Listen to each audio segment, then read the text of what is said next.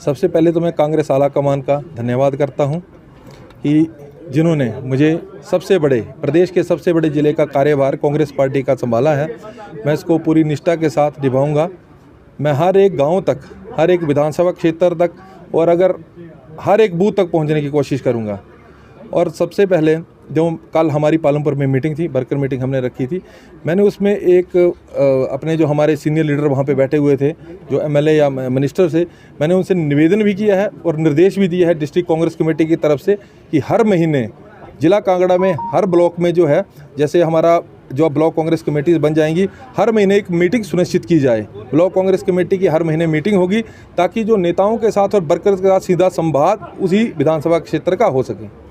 तो जिला की नियुक्ति तो हो चुकी है, कब तक आपकी नई टीम बनकर तैयार हो जाएगी और ब्लॉक स्तर पर कब तक नियुक्तियां कर दी जाएंगी? देखिए, जिला की जो नियुक्तियां हैं बिल्कुल 10 से 15 दिनों के अंदर, अभी सभी से जैसे फीडबैक लेके जो काम करने वाला, इस बार मैं आपको बताना चाहूँगा, माननीय जो राहुल गांधी जी की सोच, तभी हम युवा यहाँ से अध्यक्ष बने हैं। तो जो आदमी बिल्कुल कार्यकारिणी में काम करने वाला होगा उसको लिया जाएगा। तो 10 से 15 दिनों में हमारी कार्यकारिणी की घोषणा भी हो जाएगी। और पिछले कल पालमपुर में जो हमारे प्रदेशाध्यक्ष श्री विनय कुमार जी ने बताया है कि जो 10 से 15 दिनों में हमारे ब्लॉक अध्यक्ष भी तय हो जाएंगे। क्या चुनौतियाँ आप मानते हैं अपने इस कार्यकाल को लेकर? देखिए, जैसे थोड़ा विलम्ब था हमारी कार्यकारिणी बनने में, जो डीसीसी या पीसीसी बनी, लेकिन हमारे वर्कर्स बिल्कुल तैयार हैं, कांग्रेस के जो कार्यकर्ता तैयार हैं, सिर्फ मोबिलाइजेशन की ज़रूरत है। तो हमारा काम तो मोबिलाइज उनको करना है और एक संगठन और सरकार के बीच में एक समन्वय स्थापित करना है। हर वर्कर की आवाज़ जो है अब जिला कांगड़ा में सुनी जाएगी। मैं आपको बताना चाहूँगा, अब जिला कांगड़ा में वर्कर बड़ा होगा, ना कि नेता। साफ तौर पर देखा जा सकता है कि सरकार और संगठन में कहीं ना कहीं दूरियां हैं, जिसका खामियाजा कांग्रेस जमीनी स्तर पर भुगत भी रही है। इस जो ये एक दूरी है, इसे खत्म करने के लिए क्या प्रयास आपकी ओर से? देखिए, जैसे अभी परसों शिमला में हम जो सारे जिलाध्यक्ष जो अभी बनाए हैं हमारे नवनियुक्त जो हैं, पहले हमने विनय कुमार जी के नेतृत्व में जो माननीय मुख्यमंत्री ठाकुर सुखविंदर सिंह सुक्खू जी से भेंट की और उन्होंने हमें, जो हमारे मुख्यमंत्री हैं, पूरा आश्वासन दिया है कि जो भी संगठन की अब डिमांड होगी वो सर्वोपरि रखी जाएगी। तो एक समन्वय खुद, क्योंकि ये तो राहुल गांधी जी और माननीय ठाकुर सुखविंदर सिंह सुक्खू जी की सोच और जो हमारे प्रदेशाध्यक्ष हैं विनय जी, उनकी सोच थी। एक पहली बार मैं आपको बताना चाहूँगा कि मैं अभी जो एक युवा 48 ईयर्स मेरी जो कंप्लीट हुई और मैं 94 से NSCI से मैं लगभग 25 सालों से पार्टी 30 सालों से जुड़ा हुआ हूँ।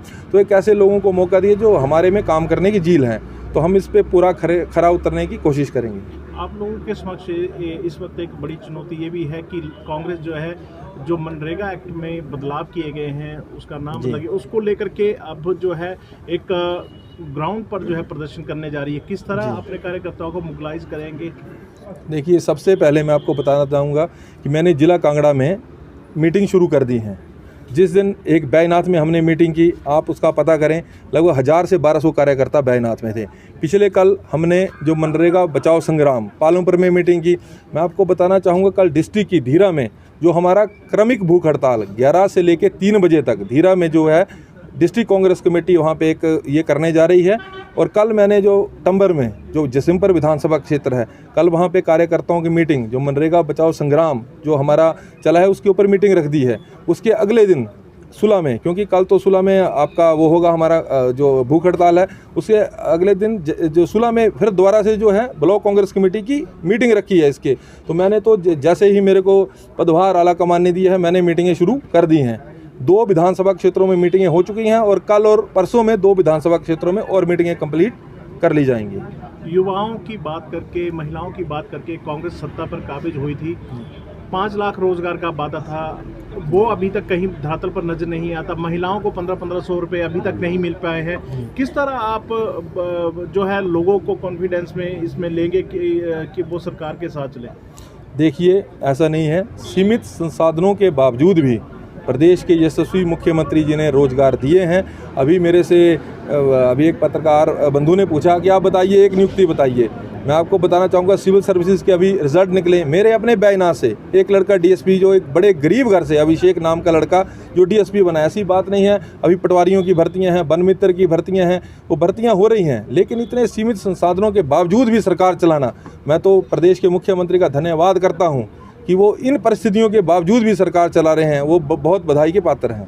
भाजपा आरोप लगा रही है कि मित्रों की भर्तियां तो हो रही हैं, लेकिन जो 58 साल की पक्की नौकरी का वादा किया था वो कहीं ना कहीं धरातल पर नजर नहीं आता, उसको लेके कह रहे नहीं, देखिए जो उसमें जो कई जैसे जॉब ट्रेनिंग जो हम शुरू कर रहे हैं उसका ये नहीं है, उसके बाद जो पक्की नौकरियां भी दे रहे हैं, जो पक्की नौकरियां वो तो हो ही रही हैं, आपके सामने कमीशन है, कई आपके जो कमीशन से आ रहे हैं वो उनको नौकरियां दी जा रही हैं।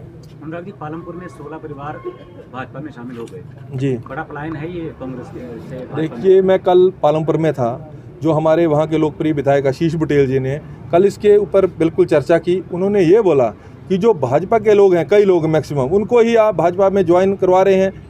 जो भाजपा के लोग, वो पूरे लोग, एक तो वो बिल्कुल बात गलत थी, क्योंकि आशीष बुटेल जी ने कल अपने संबोधन में जो कम से कम 10-15 मिनट के ऊपर इसके ऊपर चर्चा की। तो वो बीजेपी के लोग अगर बीजेपी में जाएं, वो तो जब मर्जी कांग्रेस के लोगों को कांग्रेस में मिला लें, उससे कुछ नहीं होता। लेकिन अगर कहीं ज़िले में ऐसी कोई लगता है कि कोई कहीं पलायन हो रहा है, तो उसको बिल्कुल जैसे ब्लॉक कांग्रेस कमेटीज़ हमारी बनेगी, उसको रोकने के जो संगठन पूरा प्रयास करेगा।